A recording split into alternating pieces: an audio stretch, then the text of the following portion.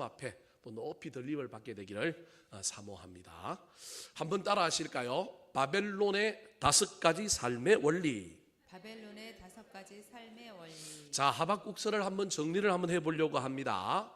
하박국서는 요시야 왕 때에 일어났던 선지자입니다. 특별히 요시야 왕의 시기를 초기, 중기, 말기로 나눈다면 이 하박국 선지자는 요시야 왕의 말기, 요시야 왕의 죽음과 그 다음에 일어났던 왕인 여호야김이라고 하는 왕 때까지의 선지자의 내용입니다. 즉 요아스 왕이 갈그미스 전투라고 하는 유명한 세계사의 전투인데, 저 북쪽의 바벨론과 남쪽에 애굽이 전투를 벌일 때 이 전쟁의 소용돌이에 끼어들어서 애굽을 맞이하여 애굽과 전쟁하다가 바벨론 편을 들다가 나중에 이 요시야라고 하는 왕이 죽게 됩니다. 이 죽음의 와중에 바벨론 편을 들었으면 바벨론이 유다를 보호해줘야 되는데 이 애굽의 북진 정책을 바벨론이 맞아서 싸워서 이김으로 말미암아 남하하면서 누구도 건드리냐 하면 이 남유다 왕국도 어느 정도 피해를 주고 완전히 멸망시키는 건 아니지만 어려움을 겪게 만드는 이야기가 이 하박국서의 배경입니다. 하박국서는 총 3장으로 구성되어 있는데 1장과 2장은 하박국이라고 하는 선지자가 그 시대 가운데 벌어진 이 모든 일들 앞에서 하나님께 질문하고 있는 내용입니다. 두 번의 질문을 하는데, 첫 번째 질문이 뭐냐면 왜 의인인 우리나라가 고통을 당합니까? 그리고 언제까지 하나님은 침묵하시겠습니까? 라고 하는 질문입니다. 그 대답에 하나님께서는 직설적으로 바로 대답하지 않고 좀 둘러서 대답합니다.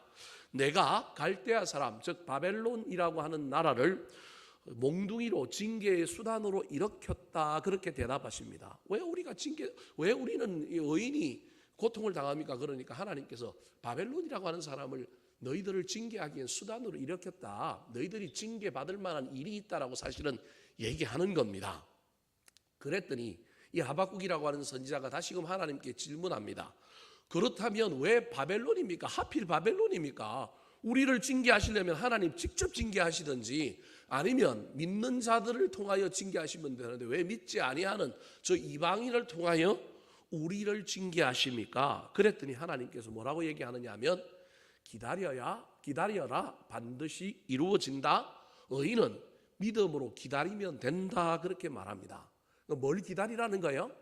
바벨론도 뭐 할 거라는 거예요? 멸망할 거다. 내가 바벨론도 멸망시킬 거다. 그러면서 지난주에 했던 설교가 지난주가 아니죠. 지난주에 추석 연휴 앞에 했던 설교가 하나님이 바벨론을 다 안다. 그의 속마음도 알고 그가 현재 어떤 일을 하고 있는지도 알고 그의 결말들도 속속들이 다 하나님이 안다. 지난주에 설교의 내용이 그거였어요. 안다라는 말은 다르게 표현하면 내가 알고 있기 때문에 그들의 제약, 그들의 강포, 그들의 포악을 내가 알고 있기 때문에 내가 그들을 뭐 할 거다? 멸망시킬 것이다.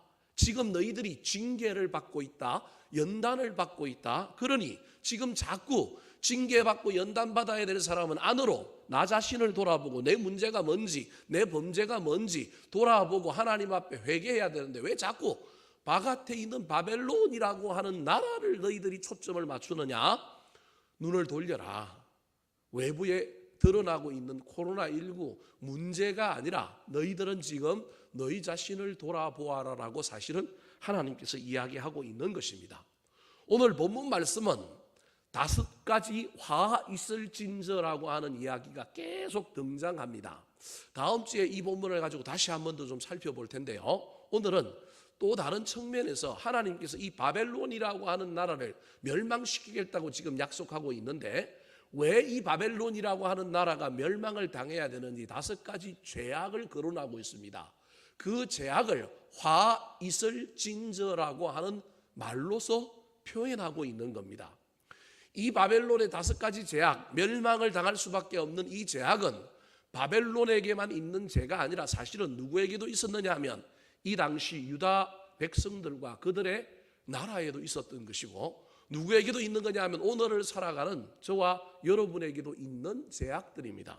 바벨론이 멸망받을 수밖에 없는 이 5가지 죄악들을 살펴볼 때 이 제약은 바벨론이라고 하는 나라와 그 백성들의 세상의 사람들이 살고 있는 삶의 원리란 말이에요. 근데 이 원리가 우리도 세속화되어서 우리에게도 들어있는 것을 발견하고 그 원리에서 떠나시고 그 원리와 다른 삶의 원리를 가지고 살아가는 저와 여러분 되기를 예수님의 이름으로 축원합니다. 자, 그렇다면 첫 번째로 바벨론이 멸망을 받을 수밖에 없었던 제약, 그들이 가지고 있었던 삶의 원리, 삶의 가치는 어떤 것이었을까요? 첫 번째입니다. 따라 하시겠습니다. 탐욕의 원리. 탐욕의 원리. 자, 5절, 6절 말씀을 같이 한번 읽어볼까요? 자, 먼저 5절입니다. 시작. 그는 술을 즐기며 거짓되고 교만하여 가만히 있지 아니하고 스올처럼 자기의 욕심을 넓히며 또 그는 사망 같아서 족한 줄을 모르고 자기에게로 여러 나라를 모으며 여러 백성을 모으나니. 자, 바벨론의 삶의 원리, 바벨론이라고 하는 나라와 그 바벨론이라고 하는 이 세상이 가지고 있는 삶의 가치, 삶의 원칙, 원리가 있는데 그게 뭐냐면 욕심이라는 거예요. 욕심을 넓히고 족한 줄 모르고 모으고 모으는 거예요. 이게 탐욕의 원리가 지배하는 나라가 바벨론이고, 그 욕심 때문에 나중에 욕심이 잉태한 죄를 낳고 죄가 장성한 즉 사망을 낳기 때문에 바벨론이라고 하는 나라를 하나님이 들었었지만, 이게 욕심을 버리지 못하니 이 욕심 때문에 망했다라는 거예요. 자, 6절 말씀 같이 한번 읽어볼까요? 시작. 그 무리가 다 속담으로 그를 평론하며 조롱하는 시로 그를 풍자하지 않겠느냐. 곧 이르기를 화 있을진저 자기 소유 아닌 것을 모으는 자여 언제까지 이르겠느냐. 볼모 잡은 것으로 무겁게 짐진 자여. 저 6절에 화 있을진저가 이제 첫 번째 화인 거예요. 5절과 6절을 이어서 화 있을진저 바벨론이여, 그 말이에요. 바벨론이 멸망을 받을 이유, 바벨론의 제약, 그 제약으로 화를 당할 이유를 설명하고 있는 거예요. 6절 초반절은 뭐냐 하면 욕심쟁이, 욕심을 부리는 그 바벨론의 모습을 보면서 사람들이 속담으로 그를 평론하고 비웃고, 저 욕심쟁이, 저 욕심 부리는 거 봐, 욕심이 드득드득 붙었네, 저 정도 하면 그냥 만족해야 되는데 저렇게 나라를 정복하고 저렇게 막 욕심을 부리느냐, 주변에 있는 사람들이 평론하고 시를 지어서 그렇게 이야기하는데도 이 이야기가 자기 귀에, 바벨론의 귀에 안 들리는 거예요. 여러분, 욕심에 사로잡히면 우리도 그럴 수 있다니까요. 그런 욕심에 사로잡힌 자를 향하여 화 있을진저 자기 소유 아닌 것을 모으는 자여 언제까지 이러겠느냐, 언제까지 네가 그 일을 하겠느냐. 하나님의 심판이 이른다, 하나님의 심판이 이루어진다, 그걸 알아라, 그렇게 말하고 있는 것입니다. 사랑하는 성도 여러분, 제국주의적인 탐욕의 원리, 욕심이 없는 사람이 어디 있겠습니까? 욕심이 있어야 합니다. 그런데 오늘 본문에서 말하는 욕심은 제국주의적인 탐욕이란 말이에요. 남의 것을 빼앗고 남을 아프게 하고 남을 슬프게 하는 욕심, 내가 이 땅에 살아가는 동안에 최선을 다하고 소시민적으로 열심히 사는 욕심, 그 정도야 우리 하나님이 이해하실 거예요. 근데 그것이 아니라 남을 밟고 남을 사기치고 남을 넘어뜨리고, 이게 바벨론이라니까요. 이 삶이 오늘날 세상의 약육강식, 적자 생존, 성자 독식이라고 하는 이 경쟁 사회에서 남이 피눈물을 흘리든 내가 좀 불의를 하든 내가 좀 나쁜 걸 하든지 간에 상관없이 욕심 부리는 것, 이게 바벨론의 삶이라는 거예요. 이 삶이 교회 안에도 들어와 있고요, 우리의 삶 안에도 들어와 있을 수 있다라는 거예요. 교회가 커져가는 것, 어쩔 수 없이 메시지가 좋고 커져가는 것 좋지만, 작은 교회가 죽어가는데도 교회가 커져간다, 교회가 숫자만 늘려간다, 큰 교회가, 저는 어쩌면 그 안에도 바벨론이 있을 수 있다라는 거예요. 물론 그걸 전부 다 잣대를 가지고 큰 교회는 나쁜 교회, 작은 교회는 좋은 교회 이렇게 말할 수 없고, 큰 교회는 욕심을 부렸다 그렇게 말할 수는 없습니다. 그럼에도 불구하고 어쩌면 그 속에 바벨론적인 욕심이 있을 수 있다라는 겁니다. 사랑하는 성도 여러분, 선한 욕심, 거룩한 욕심에 만족하시고, 저와 여러분의 삶에 이 바벨론의 욕심이 너무 많이 들어와서 끝도 없이 모으다가 남은 인생 그대로 가지 마시기 바랍니다. 모으기만 하지 마시고, 쓰시고, 모으기만 하지 마시고, 나누시고, 감사하시고, 만족할 줄 알고 자족할 줄 아는 저와 여러분이 되시기를 예수님의 이름으로 축원합니다. 5개 해야 되기 때문에 빨리빨리 가겠습니다. 두 번째, 또 다른 바벨론의 삶의 원리는 무엇일까요? 왜 바벨론이 멸망당했을까요? 따라 하시겠습니다. 자기 방어의 원리. 자기 방어의 원리. 여러분, 복음은 경계를 허뭅니다. 복음은 담장을 허뭅니다. 복음은 오픈하게 합니다. 여러분, 그래서 초대교회가 성령 임한이 다 뭐 했어요? 막 뭐 물건을 막 서로 주고받았다. 이거에 저와 여러분이 막 초점을 맞추는데 그게 핵심이 뭐냐 하면 열리는 거예요. 공유하는 거예요. 함께하는 거예요. 소통하는 거예요. 복음은 퍼져나가는 거고, 복음은 하나 되게 만드는 거고, 복음은 자꾸 이게 닫는 게 아니라 복음은 뭐냐 하면 오픈하는 거예요. 근데 쟤는 뭐 하게 하느냐 하면 쟤는 닫게 만들어요. 닫게. 그래서 자꾸 벽을 만들고 뭘 하는 거예요.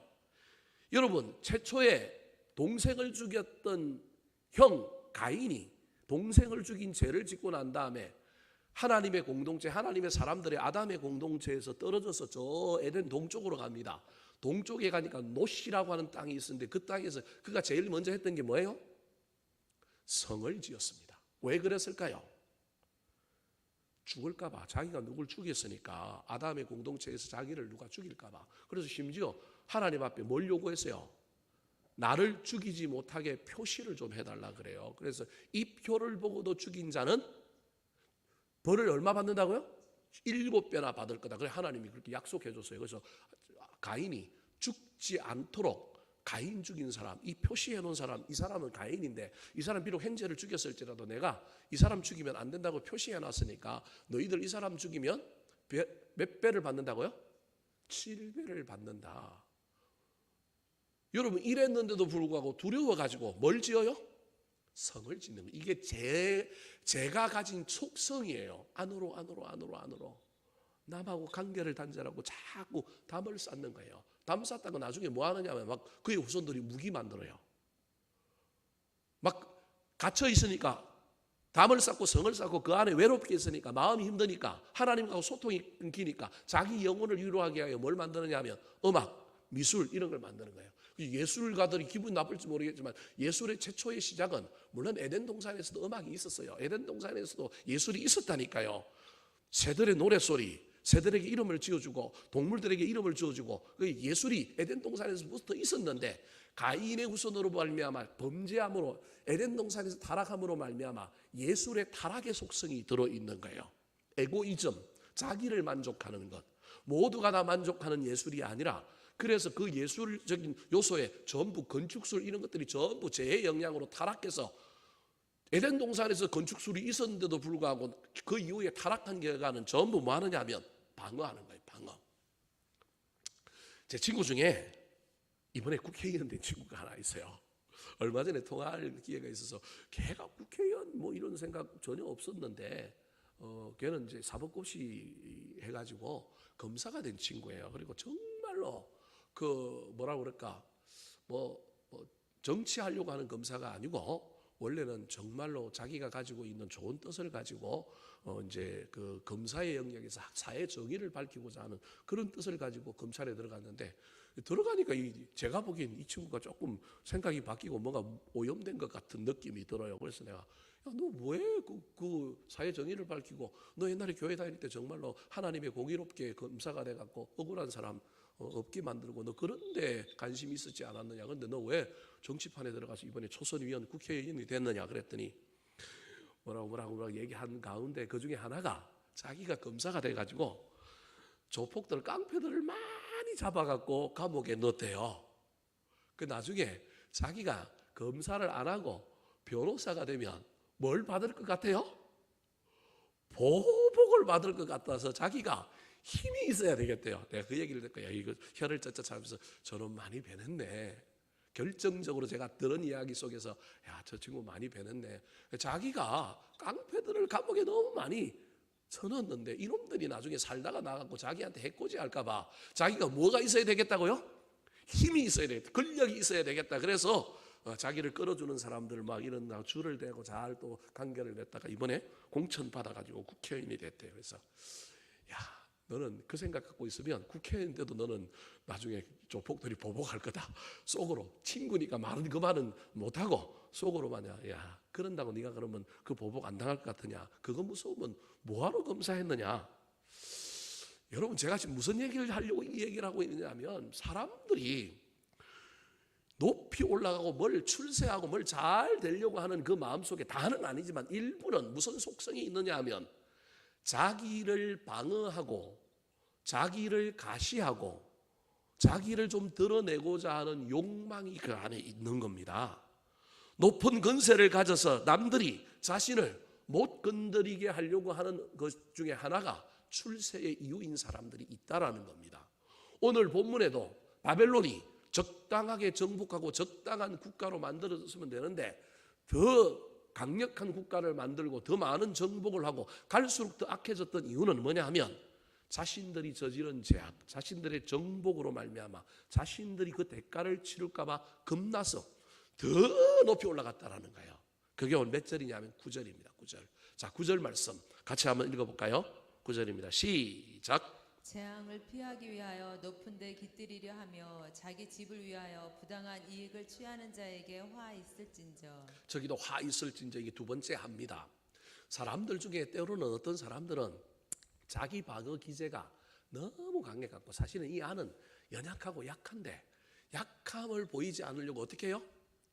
세게 나오는 사람들이 있어요. 아주 세어 보이지만 사실은 아주 부드럽고 연약한데, 그 부드럽고 연약함으로 승부하는 것이 아니라 그 연약함이 보여서, 그 부드러움이 보여서 자기가 손해 당할까 봐 처음부터 어떻게 나가요? 강하게 센 척하게 나가는 사람이 있어요. 여러분, 저기도 재앙을 피하기 위하여 높은데 뭐 한다고요? 깃들이려고 하는 거예요. 자기 방어 기제가, 사람은 다 자기 방어 기제가 있어요. 자기를 보호하려고 하는 기제가 있는 거예요. 근데 그게 왜곡돼 갖고 자기 방어를, 순수한 자기 방어를 넘어서서 그 방어가 어디로 갔느냐 하면 출세, 교만으로 가는 거예요. 근데 그 교만을 유지하려고 하니까 그 다음에 어디로 가느냐 하면 불위로 가는 거예요. 자기 방어와 교만과 불의가 저 9절에 세 개가 연결되어 있어요. 재앙을 피하게 하여 자기를 방어하게 하여 높은 데 올라갔고, 높은 데 올라갔더니 교만해져 갖고 그 교만을 유지해야만이 자기를 방어하고 재앙을 피할 수 있다 보니까 그 교만을 유지하게 하여, 그 높은 것을 유지하게 하여 자기 집을 위하여 부당한 이익을 뭐 했다고요? 취하는 거예요. 여러분이 이게 브레이크가 없는 폭주 기관차예요. 여러분, 그래서 저와 여러분은 있는 모습 그대로 하나님과 사람 앞에 나아갈 필요가 있어요. 내 연약함, 내 연약함이에요. 어쩔 수 없어요. 하나님이 내가 연약함이 없어서, 내 인격에 부족함이 없어서 나를 사랑할까요? 그런 거 아닙니다, 여러분. 가족과의 관계에도, 부부 관계에서도 저와 여러분 다 연약함이 있는 거예요. 근데 그 연약함을 감추려고 우리가 콧대가 높아지고 교만해진다면, 여러분, 그게 바벨론이라는 거예요. 근데 그 교만을 유지하기 위해 또 어떻게 해야 돼요? 더 강해지려고, 그 교만을 유지하기 위해 더 뭘 하다 보니까 더 센 척 나가야 되고 더 불의함을 가져야 되는 엄청난 이야기가 우리 가운데 있는 거예요. 여러분, 부잣집은 뭐가 높아요? 네, 담장이 높아요. 가만 생각을 해보세요. 시골 동네, 옛날에 우리가 살았던 옛날 시골에 가면 뭐가 있어요? 담장도 없고 뭐 전부 뭐 그랬잖아요. 농사 짓는 시골은 뭐가 없어요. 요즘은 좀 많이 좀 생겼지만, 근데 부잣집은 부잣집일수록 담장도 높고요. 담장 위에 또 뭐까지 있어요? 철조망도 있고, 심지어 옛날에는 병, 그죠? 부셔가지고 뭐 해놨어요? 또 다 꽂아놨잖아요. 이유가 뭘까요? 뭔가 구린 게 있으니까 그러겠죠. 뭐 제가 이렇게 얘기한다고 여러분 너무 기분 나쁘게 생각하지 말고, 그게 방어하고자 하는 마음이 있는 거예요.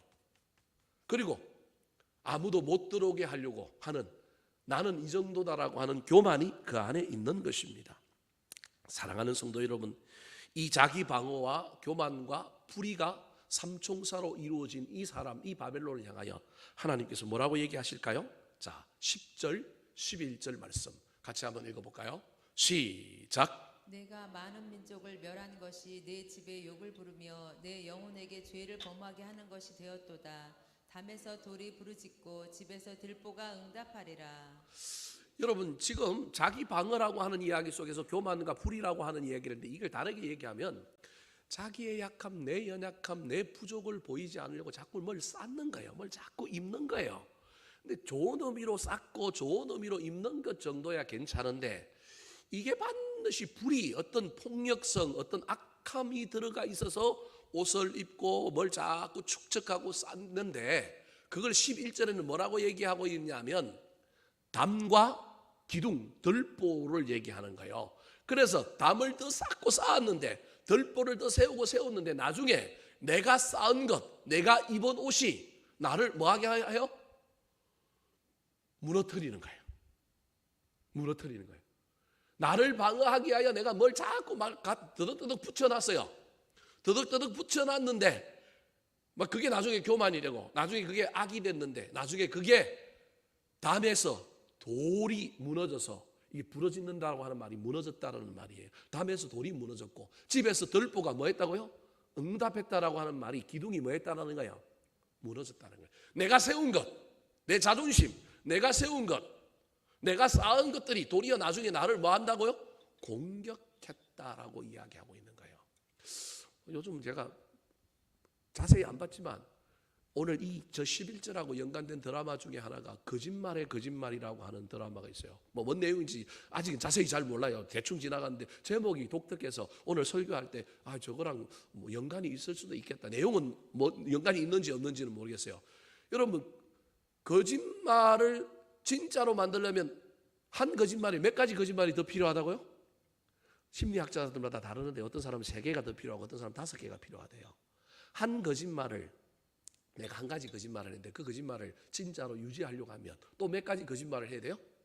3가지 거짓말을 해야 되는 거예요. 바벨론이 자기를 방어하기 위하여 자기의 재앙을 덮고 자기들이 막 폭력적으로 다른 나라를 막 이렇게 했던 그걸 방어하기 위하여 더 많은 일들을 하다 보니까 나중에 자기들이 쌓았던 것, 그것들이 나중에 뭐가 됐느냐 하면 자기들에게 피해를 주는 것이 되었다라는 겁니다.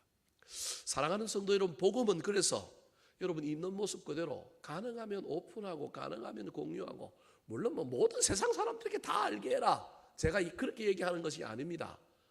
그래서 여러분, 반드시 겸손은 뭐와 연결이 되어 있느냐 하면 있는 모습 그대로 내 모습이 드러나는 것과 겸손은 연계되어 있는 겁니다. 그렇지 않고 겸손하지 않고 교만하게 되면 이 교만은 반드시 나중에 뭐와 연계되느냐 하면 불의와 연계되고 악함과 연계되어서 이 교만이 나중에 누굴 치느냐 하면 나를 치게 되어 있습니다. 바벨론의 멸망을 하나님께서 지금 그렇게 설명하고 있는 겁니다. 최초에 자기의 연약함 때문에 악을 행했던 그 악이 드러나지 않고 그 피해를 자기가 입지 않으려고 더 교만해지고 더 센 척했더니 나중에 그가 센 척하여 모으고 쌓았던 그 모든 것들이 자기를 공격해서 담이 되어 돌담이 되어 넘어졌고, 그게 들보가 되어 기둥이 되어 쓰러졌다, 그렇게 말하고 있는 것입니다. 사랑하는 성도 여러분, 저와 여러분은 있는 모습 그대로 진실이 승리하는 것임을 기억하셔야 합니다. 물론 사람은 또 때로는 다 완전하게 다 모든 걸 오픈하거나 막 그럴 수는 없지만, 적어도 누구 앞에서는 저와 여러분은 모든 걸 다 까야 되느냐 하면 하나님 앞에서는 다 까야 하는 겁니다. 하나님, 내가 이렇게 연약합니다. 그때 은혜가 있고요, 그때 겸손해지고요, 그때 저와 여러분에게 놀라운 일이 일어나는데, 그렇지 않으면 쌓고 쌓았던 것이 나중에 우르르 무너져서 우리의 삶을 망가뜨린다는 사실을 잘 기억하여 이 바벨론의 삶과 우리는 거리를 두고 더 아름다운 삶으로 나아가게 되기를 예수님의 이름으로 축원합니다. 세 번째 바벨론의 삶의 원리가 무엇일까요? 따라하시겠습니다. 잔인성의 원리. 잔인성의 원리. 아까 두 번째와 연관이 있습니다. 자꾸 교만해지고 자꾸 자기의 연약함을, 자기의 그 피해를 보지 않으려고 하다 보니까 교만해질 뿐만 아니라 자꾸 불의를 행하는데, 이 불의에 여러분 뭐 적당하게 하는 정도가 아니라 나중에 포악함과 잔인함이 드러나게 되어 있습니다. 자, 이 12절 말씀 같이 한번 읽어볼까요? 12절 시작. 피로 성읍을 건설하며 불의로 성을 건축하는 자에게 화 있을진저. 피로 성읍을 건설했다라는 거예요. 아까는 그냥 나뭇결 뺏는 정도가 아니라 그 다음에는 이제는 죽여야만이 되는 거예요. 점점점 세지는 거예요. 옛날에는 복속하고 그냥 빼앗아 오는 정도였는데 이제는 죽이는 거예요. 근데 여러분, 복수는 나중에 복수를 불러온단 말이야. 그러다 보니까 씨를 말리려고 한 거예요. 바벨론이 무슨 말씀이 이해되십니까? 옛날에는 어떤 나라를 정복하면 야 조공 바쳐 이걸로 갔는데 이제 조공이 아니라 그 다음에는 뭐 하느냐 하면 막 포로로 잡아가는 거예요. 그것도 하다가 나중에 안 되니까 성을 불질르고 그러다가 나중에 포로로 잡아갔는데 남은 사람들이 이를 뿌드득 갈고 변방에서 국경을 소란하게 만들고 자꾸 공격해 오니까 그 다음에 썼던 전략이 뭐라고요? 씨를 말려서 사람들을 다 죽여버리는 거예요. 다 죽여버리는 거예요. 그 바벨론의 역사를 연구하는 그 문헌들을 보면 천상의 정원이라고 하는 이름을 가지고 있는 지구라시라고 하는 게 있습니다. 여러분 그 간혹 이제 중동 뭐 이런 문화들을 보면 옛날 그런 그림이 있는데 뭐냐면 높은 하늘에 도시가 만들어져 있고요. 그 도시에 뭐가 있느냐면 정원이 있는 거예요. 그러니까 인간의 물리적인 한계 속에서 천국을 구현해 놓은 바벨론의 정원이 지구라시라고 하는 것이 있습니다. 근데 그걸 어떻게 만들었느냐 하면 누굴로 만들었겠어요? 노동력으로 만들었죠. 자기들 나라 백성들의 힘으로 만든 게 아니라 전부 포로로 잡아왔던 사람들을 가지고 만든 거예요. 근데 그 지구라시 무너집니다. 왜 무너졌느냐 하면 포로로 잡아왔던 사람들의 가족들이 어떻게 한 거예요?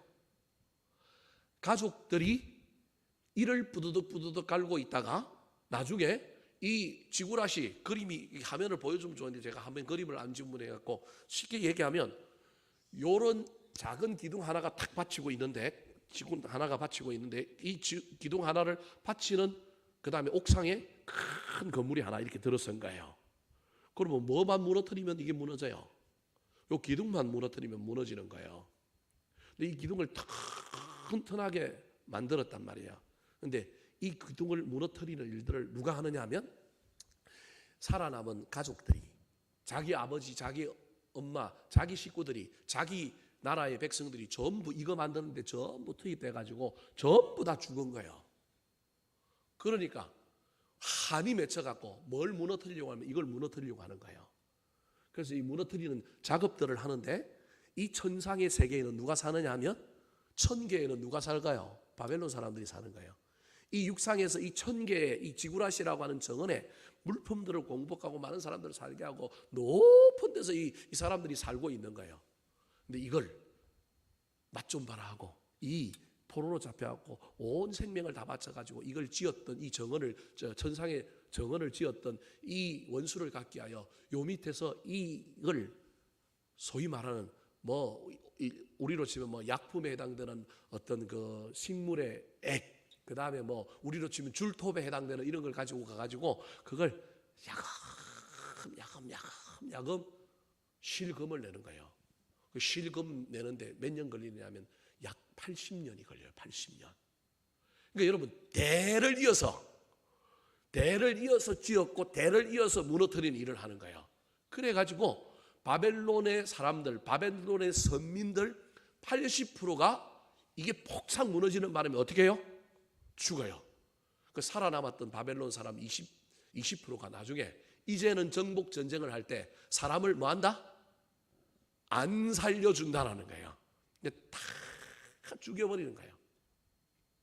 이게 12절에 나오는 피로 성읍을 건설하며 불의로 성을 건축하는 자에게 뭐가 있다고요?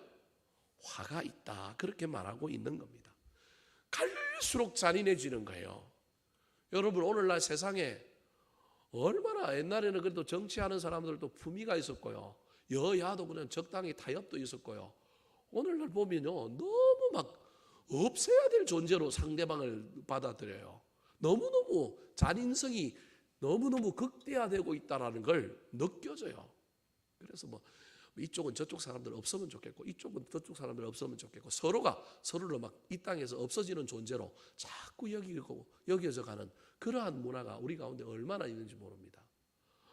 그럼 보면 텔레비에 자꾸 보여주는 것이 외국은 절대 안 그러는데요. 어제도 제 아내하고 텔레비를 보는데 어떤 서울에 사는 어떤 젊은 애가 대전까지 가가지고 뭘 틀어요? 검은빵 트는 거. 여러분 안 봤어요? 돌멩이 야구 선수처럼 돌멩이 야구 막 던져갖고 유리창 깨더니만 들어가고 막 검은빵에서 검 훔쳐오는 거. 근데 나중에 나올 때 뭐가 벗겨져서 잡혔대요? 마스크가 벗겨갖고 잡혔대요. 근데 서구 유럽은 이런 장면을 보여줄까요? 안 보여줄까요? 안 보여줍니다. 범죄 장면, 어떤 범죄의 행위들을 소개하지 않습니다. 언론이. 근데 우리나라는 얼마나 선정성이 강한지 다 보여주잖아요. 그럼 저거 따라 할까요? 안 할까요? 나중에 따라합니다. 지금 당장은 안 하지만 저런 방법이 있구나. 따라합니다. 그래서 옛날에 청소년들이 여러분 유튜브나 뭐 이런 데서 보고 틱톡이나 이런 데서 보고 핸드폰 가게 틀었던 이야기, 너 어떻게 틀었냐, 어디서 봤냐 그랬더니 어디서 봤대요? TV에서 다 봤대잖아요. 유튜브에서 봤대잖아요. 지금은 모든 사람들이 이제 TV 안 보고 젊은 애들은 요즘 아이들은요 어른들처럼 TV에 안 앉아 있고 어디에 앉아 있어요? 자기 개인 핸드폰 TV가 있잖아요. 우리처럼 동시간 실시간으로 방송하는 텔레비전을 요즘 애들은 안 봐요.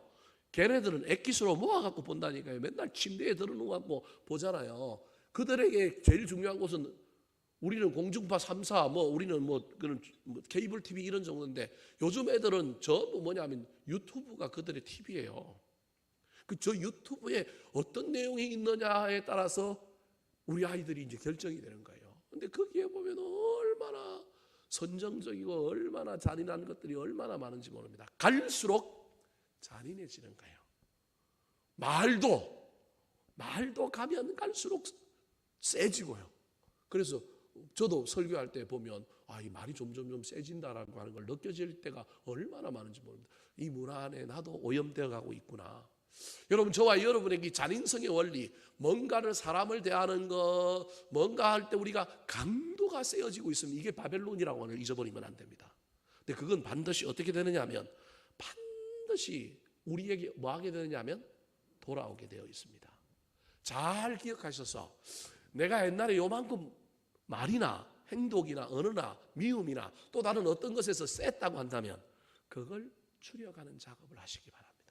특히 나이가 들면 줄여야 될까요? 늘어야 될까요? 줄여야 되지 않겠습니까? 근데 늘고 있다면 큰일 납니다. 선한 쪽으로는 하나님을 향한 어떠한 열망, 어떠한 선한 쪽으로는 여러분 옛날보다 더 늘어야 합니다. 그런데 저와 여러분의 삶에 이 잔인성과 관련되어 어떤 강도가 세어지는 것들이 있다면 그것은 점점 줄일 수 있도록 애를 쓰시고 노력하게 되기를 예수님의 이름으로 축원합니다. 네 번째로 바벨론의 삶의 원리는 무엇일까요? 따라하시겠습니다. 방탕과 자기 영광의 원리. 방탕과 자기 영광의 원리. 자, 15절 말씀 같이 한번 읽어볼까요? 15절 시작. 이웃에게 술을 마시게 하되 자기의 분노를 더하여 그에게 취하게 하고 그 하체를 드러내려 하는 자에게 화 있을진저. 자, 바벨론이 가지고 있었던 것 중에 하나가 쾌락과 방탕입니다. 이웃에게 뭘 마시게 해요? 술을 마시게 하는 거예요. 이게 그냥 술자리 정도로 얘기하고 있지만 이게 바벨론이 가지고 있었던 다른 나라들에 대한 소위 말하는 정복해야 될 대상이 아니라 먼저 무릎을 꿇고 와서 우리는 정복하지 말고 동맹국으로 여겨주십시오라고 하고 동맹을 맺었던 나라, 그 나라들을 지금 이웃으로 이야기하는 거예요. 그런 나라들을 향하여 뭘 마시겠다고요? 술을 마시겠다라는 거예요. 그런데 여러분, 술 못 먹는 사람도 있을 수 있잖아요. 그런데 지금 술을 마시게 하는데 안 먹는다고 그러니까 뭘 더했다고요? 자기 분노를 더하여. 너 안 먹으면 죽어. 너 안 먹으면 너 큰일 나.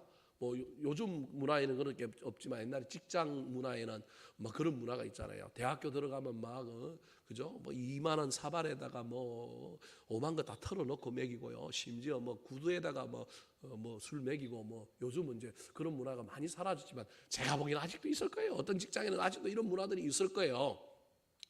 단순한 술 문화를 가지고 이야기하지만 이게 핵심이 뭐냐면 자기 기쁨이에요.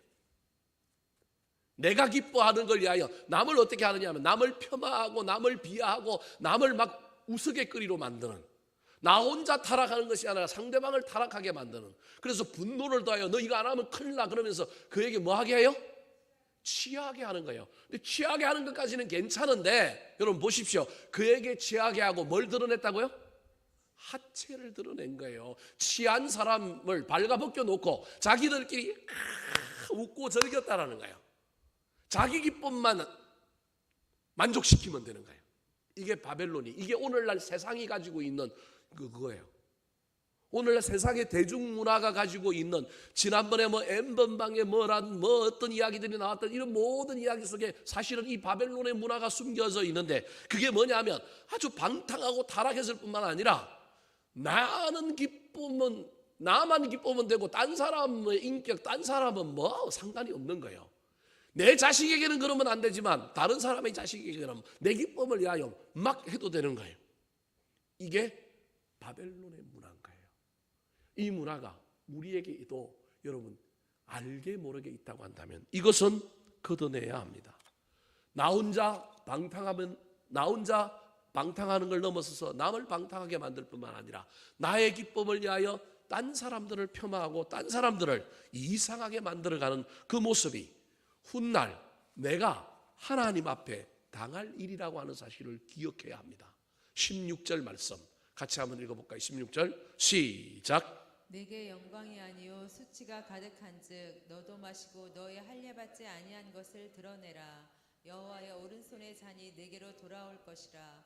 더러운 욕이 내 영광을 가리리라. 마태복음 7장에 보면 대접을 받고자 하는 대로 남을 뭐 하라고요? 대접하라. 네가 영광스러우려면 남도 뭐 해야 되냐면 영광스러워야 한다. 옳지 못한 일, 좋지 못한 일, 타락하고 방탕한 일에 다른 사람을 끼워 넣지 말고 좋은 일에 다른 사람을 끼워 넣고 너의 만족과 너의 영광을 위하여 다른 사람을 폄하하고 다른 사람을 비인격적으로 대하지 말라. 네가 영광스러우려면 다른 사람을 영광스럽게 해라. 그러지 않으면 네 영광이 아니요 네가 수치가 가득하고 너도 하나님께 네가 술 먹인 것처럼 너도 하나님의 술을 심판의 술을 먹을 거다. 여호와의 오른손의 잔이 내게로 뭐한다? 돌아온다. 이제 하나님이 너 술 먹어 이런다는 거예요. 하나님의 술잔을 누가 거절하겠어요? 그거 먹고 너도 취하고 너도 발가벗겨지는 그런 일들이 일어나게 될 거다. 사랑하는 성도 여러분, 바벨론은 나의 기쁨을 위하여 딴 사람의 인격이 딴 사람의 삶이 어떻게 되든지 상관없는 것이 이 바벨론의 삶입니다. 하나님의 삶은 그렇지 않습니다. 하나님은 자기 영광을 버리고 이 땅에 낮고 낮은 땅에 인간의 몸을 입고 오셨습니다. 인간을 뭐하게 하기 위하여? 영광스럽게 하기 위하여. 이게 복음이요 이게 기독교라고 하는 사실을 잘 기억하여 혹시 내가 죄짓고 방탕한 데 다른 사람을 끌어들이고 있는가? 그게 아니라 은혜 받고 좋은 일 복된 일에 사람을 내가 함께 연합하고 있는가? 내 영광을 위하여 딴 사람들을 내가 품위 없게 비인격적으로 만들고 있지 않은지 잘 살펴보시고 남을 영광스럽게 함으로 나도 영광스럽게 되는, 남을 만족시킴으로 그 만족하는 그 기쁨을 보고 나도 만족하는 그러한 삶을 살게 되기를 예수님의 이름으로 축원합니다. 마지막입니다. 한번 따라 하실까요? 바벨론의 삶의 원리입니다. 우상 숭배의 원리. 우상 숭배의 원리. 자, 욕심이었습니다. 욕심. 두 번째는 자기 방어인데 이건 자기 방어를 위하여 교만해지는 겁니다. 세 번째는 잔인해지는 겁니다. 갈수록 강도가 세지는 거예요. 네 번째로는 방탕해지는데 이 방탕을 통하여 자기는 만족하고 남은 훼손시키는 거예요. 네 번째가 드디어 뭐라고요? 하나님이 제일 싫어하는 우상숭배입니다. 자, 18절 말씀 같이 한번 읽어볼까요? 18절 시작. 새긴 우상은 그 새겨 만든 자에게 무엇이 유익하겠느냐? 부어 만든 우상은 거짓 스승이라 만든 자가 이 말하지 못하는 우상을 의지하니 무엇이 유익하겠느냐? 자, 새긴 우상은 그 새겨 만든 자에게 아무런 유익이 없어요. 유익이 없는데도 새겨 만들고요, 부어 만들고요, 부어 만든 우상을 서성이라고 여긴다는 거예요. 말하지 못하는 우상인데 왜 그 우상을 의지하느냐? 그것이 너의 영육간에 무슨 유익이 있겠느냐? 그렇게 말하고 있는 겁니다. 19절 말씀 같이 한번 읽어볼까요? 19절 시작. 나무에게 깨라 하며 말하지 못하는 돌에게 일어나라 하는 자에게 화 있을진저 그것이 교훈을 베풀겠느냐? 보라, 이는 금과 은으로 입힌 것인즉 그 속에는 생기가 도무지 없느니라. 저 19절에 이제 마지막 화 있을진저 다섯 번째 화가 나오는 겁니다.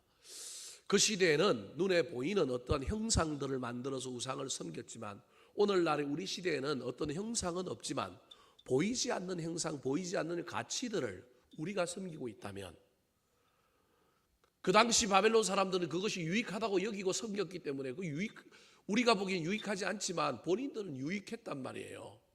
오늘날도 마찬가지입니다. 우리가 이게 영적으로 유익한지 무익한지 구분을 못하고 유익하다고 생각하고 붙들고 있으면 그것이 바로 우상이 되는 것입니다.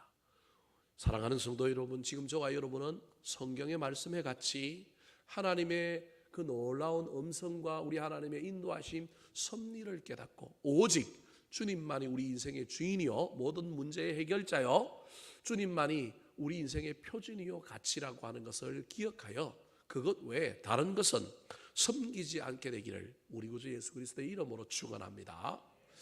요시야 왕 이후에 얼마 못 가서 30년이 못 가서 바벨론에게 남유다 왕국이 멸망을 당합니다. 그런데 이 멸망을 시켰던 이 바벨론이 몇 년 만에 망하느냐 하면 그 이후에 37년 만에 또다시 이 바벨론이 페르시아라고 하는 나라한테 망합니다. 576년에 남유다 왕국이 바벨론에게 망하는데 이 바벨론은 BC 539년에 메디아라고 하는 나라와 페르시아라고 하는 나라의 연합국에 의하여 망하는 거예요. 37년이면 한 세대입니다. 한 세대. 그렇게 강력하고 그렇게 크고 그렇게 그 바벨론이라고 하는 그 나라가 가지고 있던 삶의 원리를 가지고 더 강해지고 더 잔인해지고 이렇게 살았는데 몇 년 만에 망해요? 30년 만에 망하는 겁니다. 사랑하는 성도 여러분, 지금 저와 여러분이 하나님을 대적하는 삶의 원리를 가지고 살고 있지는 않은지 잘 살펴보고 다시금 말씀으로 복음으로 신앙으로 돌아가서 하나님께서 우리에게 원하시는 삶의 원리가 뭘까? 늘 그 원리를 가지고 사람들과 관계 맺고 일하고 장사하고 대화하고 사람들과 살아갈 때 하나님의 삶의 원리가 우리 가운데 늘 구현되고 그것이 드러나게 되기를 우리 구주 예수 그리스도의 이름으로 축원합니다. 한번 따라 하실까요? 바벨론의 5가지 삶의 원리. 바벨론의 5가지 삶의 원리. 탐욕의 원리. 탐욕의 원리. 자기 방어의 원리. 자기 방어의 원리. 잔인성의 원리. 잔인성의 원리. 방탕과 자기 영광의 원리. 방탕과 자기 영광의 원리. 우상 숭배의 원리.